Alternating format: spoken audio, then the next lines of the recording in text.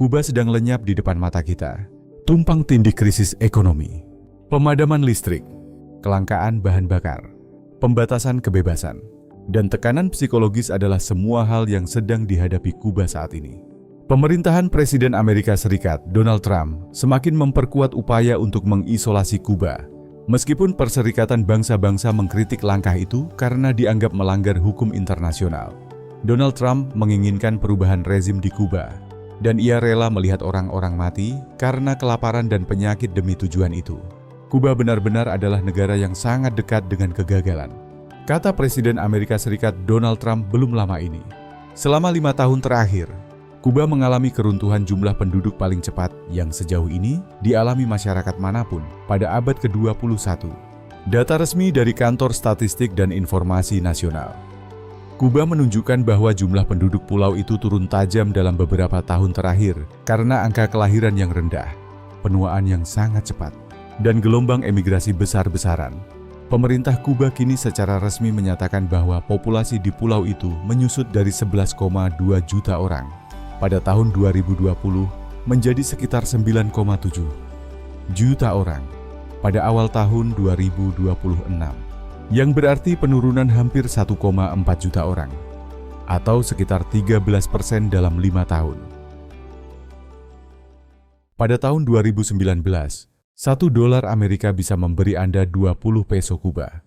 Hari ini, dolar yang sama bisa ditukar menjadi 450 peso di pasar gelap, yang banyak dipakai di pulau itu. Ini bukan sekadar inflasi, ini adalah kehancuran ekonomi. Maria, seorang guru di Havana, menerima 6.056 peso setiap bulan. Angka itu terdengar besar sampai Anda sadar nilainya hanya sekitar $14 Amerika. $14 untuk kerja selama 1 bulan penuh. Supaya lebih terasa, satu kotak berisi 30 butir telur di Havana, harganya 2.800 peso. Itu hampir setengah dari gaji bulanannya hanya untuk 1 kotak telur. Tapi keadaannya lebih buruk lagi. 1 kilogram beras dan 1 kilogram kacang, makanan pokok utama di Kuba, membuat pekerja rata-rata harus bekerja selama 3 hari penuh. Bayangkan bekerja dari Senin, Selasa, sampai Rabu hanya untuk membeli beras dan kacang bagi keluarga Anda. Itulah kenyataan yang sedang dijalani jutaan orang Kuba sekarang. Observatorium Kuba untuk Hak Asasi Manusia memperkirakan bahwa 89% warga Kuba kini hidup dalam kemiskinan ekstrem. 7 dari 10 orang melewatkan setidaknya 1 waktu makan setiap hari. Hanya 3% yang bisa mendapatkan obat yang mereka butuhkan di apotek. Ini bukan sekadar angka. Ini adalah tetangga Anda, guru Anda, dokter Anda, dan kakek nenek Anda. Saya berbicara dengan seseorang yang keluarganya masih tinggal di Kuba, dan ia mengatakan sesuatu yang terus teringat oleh saya. Ia berkata, bahkan untuk orang seperti keluarga saya yang masih punya tabungan, tidak ada barang untuk dibeli. Rak-rak kosong. Sistemnya rusak begitu parah, sampai uang sendiri hampir tidak ada artinya lagi. Ada satu kata yang sering dipakai orang Kuba, yaitu luchar, artinya berjuang. Tapi ini bukan perjuangan politik. Ini adalah perjuangan harian, hanya untuk mencari makanan. Hanya untuk bisa bertahan 1 hari lagi. Saya ingin bertanya kepada Anda, jika Anda harus bekerja 3 hari penuh, hanya untuk membeli beras dan kacang, apakah Anda akan tetap tinggal atau mencoba pergi? Tulis tinggal atau pergi di kolom komentar. Sekarang bayangkan Anda hidup di tengah mimpi buruk ekonomi ini. Lalu listrik tiba-tiba mati. Bukan beberapa jam, tetapi berhari-hari. Kuba telah mengalami 5 pemadaman listrik nasional hanya sepanjang tahun 2025. Di banyak daerah, orang harus hidup tanpa listrik selama 26 jam, berturut-turut. Saat musim panas datang dan suhu melonjak tinggi, listrik padam setidaknya 4 jam setiap hari tanpa jeda. Rumah sakit berjalan tanpa pasokan daya yang benar bisa diandalkan. Anak-anak mencoba belajar hanya dengan cahaya lilin. Akar masalah ini ada pada sistem tenaga yang sudah tua, ditambah kelangkaan bahan bakar yang sangat berat. Sebagian besar infrastruktur pembangkit listrik termal Kuba sudah berusia lebih dari 30 tahun, dan kerusakan yang terus berulang, terutama di pembangkit terbesar di pulau itu. Antonio Guterres memicu kegagalan di seluruh sistem. Namun krisis ini tidak berhenti pada listrik. Bahan bakar sendiri juga menjadi barang langka. Pengiriman minyak dari pemasok lama seperti Venezuela dan Meksiko menurun tajam. Sementara sanksi internasional dan tekanan keuangan membuat impor semakin sulit dilakukan. Akibatnya, bensin dan solar sering dibatasi, dan antrean panjang di stasiun pengisian bahan bakar kini menjadi pemandangan biasa di seluruh pulau. Dalam banyak kasus, bahan bakar sekarang terutama dijual dengan dolar Amerika, bukan mata uang nasional. Sehingga sebagian besar warga yang dibayar dalam peso praktis tidak bisa membelinya. Bensin menjadi begitu langka dan mahal sampai jalan raya di Kuba terlihat kosong. Orang-orang di daerah pedesaan kembali memakai kereta kuda karena mereka tidak mampu membeli bahan bakar. Kalaupun Anda berhasil menemukan bensin, Anda mungkin harus menunggu berminggu-minggu untuk jatah 40 liter. Itu sekitar 10,5 galon dan harganya $46. Ingat, upah rata-rata per bulan hanya $14. Jadi mengisi tangki mobil satu kali saja lebih mahal daripada gaji lebih dari 3 bulan. Jesus Sosa, seorang warga Havana, menjelaskan bagaimana sistem itu dulu berjalan. Dulu Anda bisa mendaftar dan mendapat bahan bakar sebulan sekali dalam peso. Katanya, merujuk pada sebuah aplikasi yang memberitahu warga kapan giliran mereka tiba. Sekarang tidak lagi. Penjualan dalam mata uang nasional sudah dihentikan. Kini hampir semua bensin dijual dalam dolar Amerika. Mata uang yang pada dasarnya tidak bisa diakses oleh kebanyakan warga Kuba. Ini menciptakan sistem dua lapis, di mana hanya mereka yang punya hubungan dengan mata uang asing yang masih bisa menjaga sedikit bentuk kehidupan normal. Gaji rendah, pemadaman bergilir, kelangkaan bahan bakar. Tapi itu masih belum semua yang harus ditanggung rakyat Kuba. Jika Anda berharap mereka segera kembali merasakan hari-hari yang damai, tuliskan amin di bawah sebagai doa bagi orang sederhana yang sedang bertahan di tengah krisis ini. Selama bertahun-tahun, Venezuela menjadi jalur energi paling penting bagi Kuba. Pada puncaknya di pertengahan tahun 2000-an, Caracas mengirim hampir 90.000 sampai 100.000 barel minyak per hari ke pulau itu melalui perjanjian khusus antara Hugo Chavez dan Fidel Castro. Bahkan dalam beberapa tahun terakhir, Venezuela masih menjadi pemasok utama. Menjelang akhir tahun 2024, jumlah kiriman itu sudah turun menjadi sekitar 30.000 barel per hari. Mencerminkan krisis ekonomi Venezuela sendiri dan penurunan produksi minyaknya. Pada tahun 2025, keadaan menjadi lebih tidak stabil lagi. Data pelacakan kapal yang dikutip Reuters menunjukkan bahwa pengiriman naik turun dengan sangat tajam. Kadang meningkat di atas 30.000 sampai 50.000 barel per hari. Tetapi di waktu lain jatuh menjadi hanya 8.000 sampai 10.000 barel per hari. Meninggalkan Kuba dalam kekurangan bahan bakar yang parah. Karena Kuba mengonsumsi sekitar 150.000 barel minyak per hari, tetapi hanya memproduksi sekitar 80.000 di dalam negeri. Pulau itu sangat bergantung pada impor untuk menjaga pembangkit listrik dan sistem transportasinya tetap berjalan. Krisis politik di Venezuela dan tekanan Amerika Serikat yang semakin besar terhadap kedua pemerintahan itu membuat pengiriman ini menjadi makin rumit. Laporan terbaru menunjukkan bahwa pengiriman minyak Venezuela ke Kuba, yang secara historis menutup lebih dari setengah kebutuhan bahan bakar pulau itu, telah terganggu berat dan memperparah kekurangan listrik serta bahan bakar di negara tersebut. Pemasok potensial lain hanya memberi bantuan yang terbatas. Meksiko, misalnya, mengirim sekitar 19.000 sampai 22.000 barel per hari ke Kuba selama sebagian besar tahun 2025. Tetapi pengiriman itu kemudian menurun di tengah tekanan diplomatik dan keterbatasan produksi Meksiko sendiri. Hasil akhirnya apa? Impor minyak Kuba turun 90% hampir dalam semalam. Ini bukan tekanan ekonomi yang bergerak perlahan. Ini adalah perang ekonomi yang dirancang untuk menjatuhkan sebuah negara ke titik terlemah. Bahkan Meksiko, yang selama ini dikenal mendukung Kuba, akhirnya harus tunduk pada tekanan Amerika Serikat.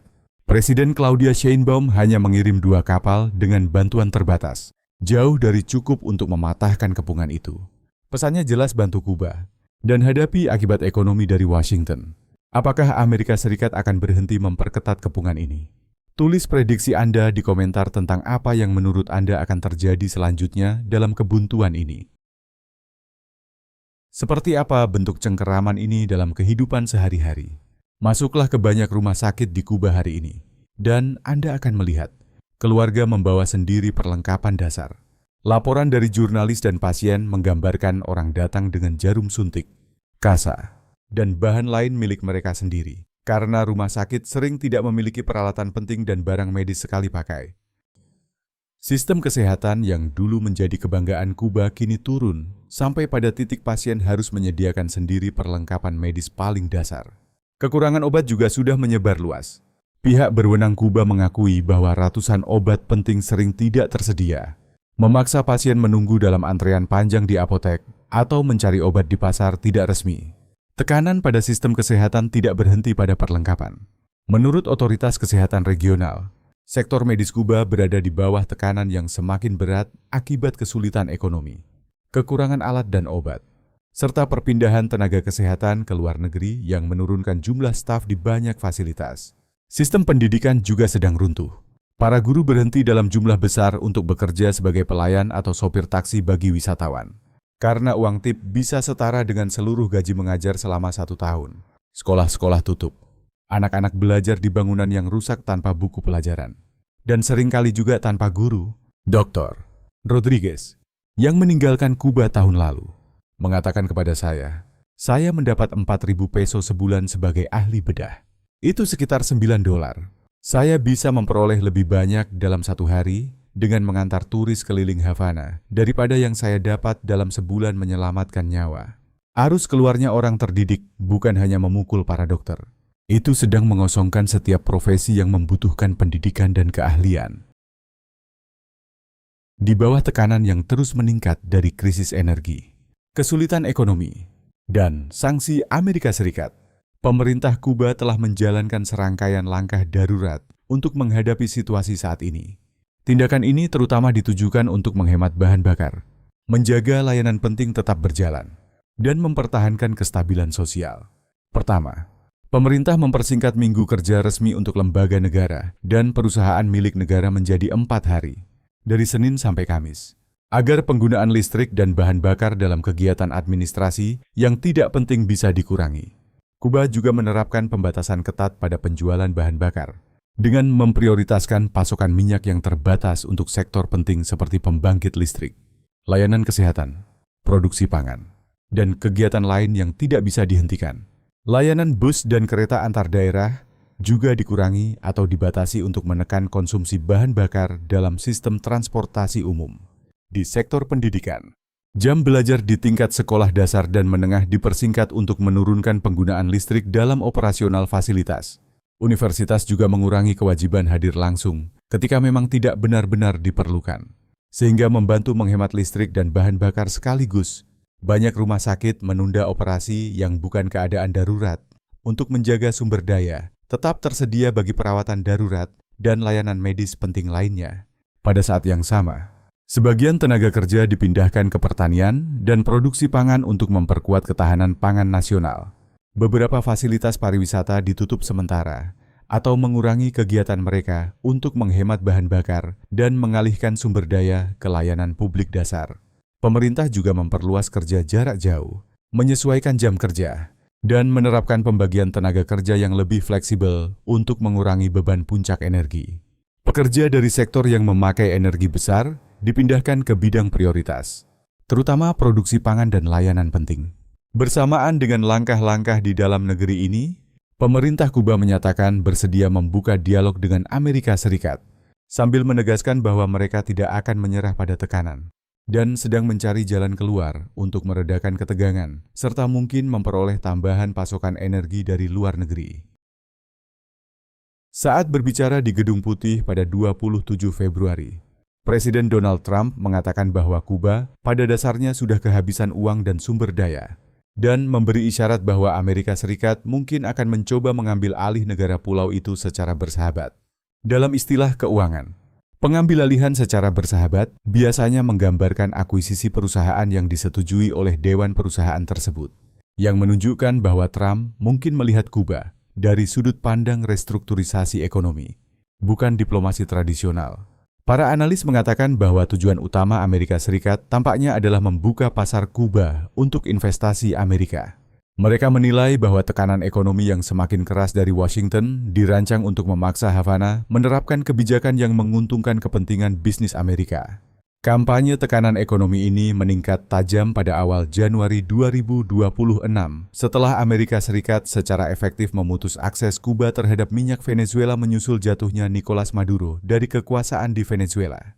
Setelah itu, pemerintahan Trump mengancam tarif terhadap negara manapun yang terus memasok minyak ke Kuba, yang membuat impor bahan bakar Kuba turun drastis dan memperdalam krisis ekonominya.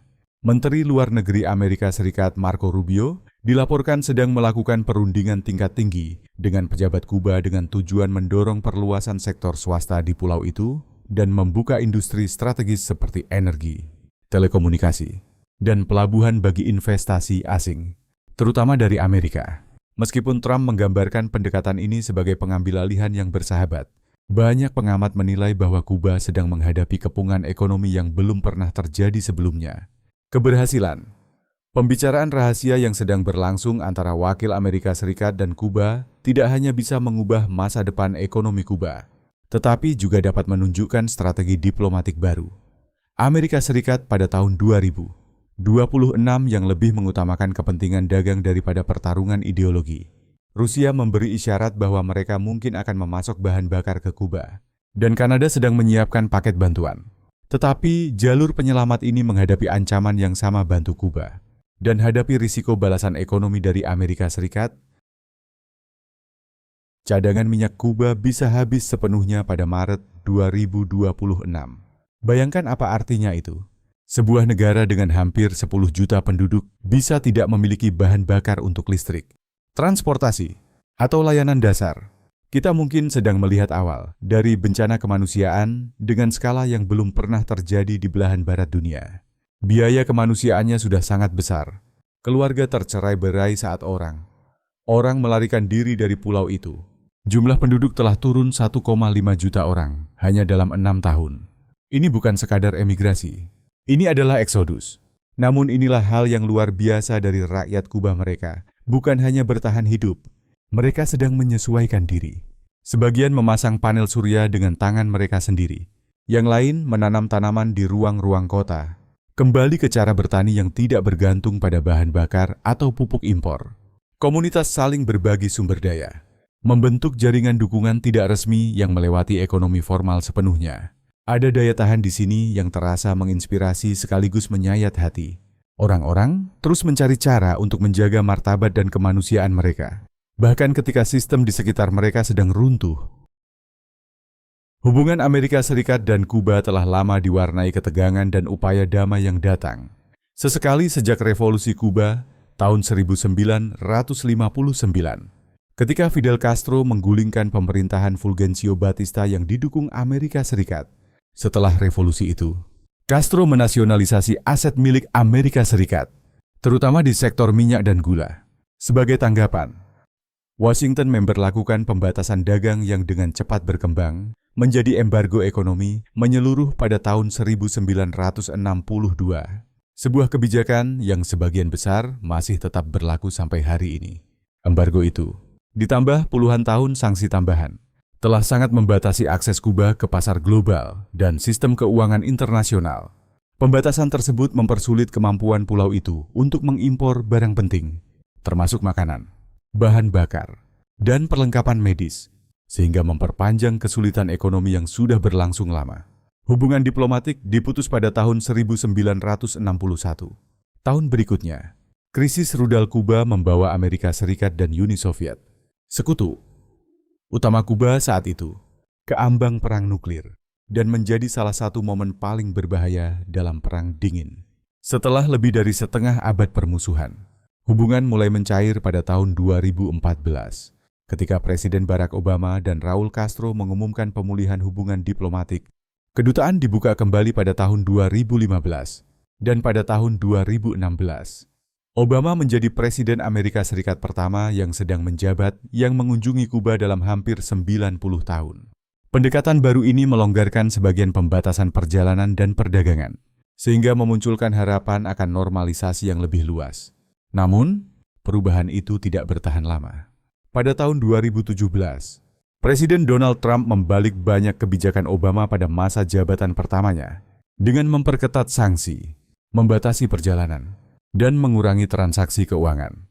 Kuba kembali ditetapkan sebagai negara pendukung terorisme pada tahun 2021, pada hari-hari terakhir pemerintahan pertama Trump. Sebuah langkah yang makin membatasi perbankan dan investasi internasional. Meskipun pemerintahan Biden membuat beberapa penyesuaian terbatas, termasuk melonggarkan sebagian aturan perjalanan dan pengiriman uang, struktur utama sanksi tetap tidak berubah. Setelah kembali menjabat pada Januari 2025, Presiden Trump dengan cepat menghidupkan lagi pendekatan keras terhadap Havana, membatalkan langkah-langkah keterlibatan dan memperkuat tekanan ekonomi. Pemerintahannya memberi sinyal strategi baru yang kembali diarahkan pada perubahan politik di Kuba, dengan tetap menjaga kontrol keuangan yang ketat dan memperluas penegakan sanksi yang sudah ada. Pada tahun 2026, embargo masih terus membentuk keadaan ekonomi dan politik Kuba. Walaupun jalur diplomatik secara resmi masih terbuka, hubungan antara Washington dan Havana sekali lagi berada dalam keadaan tegang, dan hampir tidak ada tanda bahwa normalisasi akan kembali dalam waktu dekat. Krisis di Kuba tidak terjadi begitu saja, tanpa sebab. Krisis ini adalah hasil dari pilihan kebijakan yang sengaja dibuat di Washington, yang dirancang untuk menghasilkan apa yang disebut Trump sebagai perubahan rezim tanpa memedulikan biaya kemanusiaannya. Seperti yang ia katakan sendiri, ia bersedia melihat orang mati karena kelaparan dan penyakit demi mencapai tujuan politiknya. Namun, kisah ini belum berakhir. Hasil dari perundingan rahasia antara Marco Rubio dan para wakil Kuba bisa menentukan bukan hanya masa depan Kuba, tetapi juga menjadi contoh tentang bagaimana perang ekonomi dapat dipakai untuk membentuk ulang sebuah negara secara menyeluruh. Apa yang sedang kita saksikan adalah sebuah uji coba bagi imperialisme abad ke-21. Bisakah sebuah negara adidaya memakai tekanan ekonomi untuk memaksa negara yang lebih kecil tunduk? Dan berapa harga kemanusiaan yang harus dibayar untuk strategi seperti itu? Rakyat Kuba layak mendapatkan sesuatu yang lebih baik daripada dijadikan bidak dalam permainan catur geopolitik. Mereka berhak mendapatkan akses terhadap makanan, obat-obatan, dan layanan dasar tanpa memandang posisi politik pemerintah mereka. Yang paling penting, mereka berhak agar kisah mereka didengar dan penderitaan mereka diakui. Apa reaksi Anda setelah mengetahui kenyataan hidup sehari-hari di Kuba saat ini? Apakah Anda pernah mendengar kisah-kisah ini sebelumnya? Atau ini pertama kalinya Anda melihat biaya kemanusiaan dari sanksi ekonomi? Bagikan pendapat Anda di kolom komentar di bawah. Kami selalu senang mendengar lebih banyak dari Anda. Dan jangan lupa tekan tombol subscribe. Nyalakan lonceng notifikasi agar kita bisa bertemu lagi di video berikutnya. Terima kasih banyak sudah bersama kami hari ini. Saya harap Anda menikmatinya. Dukungan Anda benar-benar sangat berarti. Semoga Anda selalu mendapatkan yang terbaik. Terima kasih sudah menonton.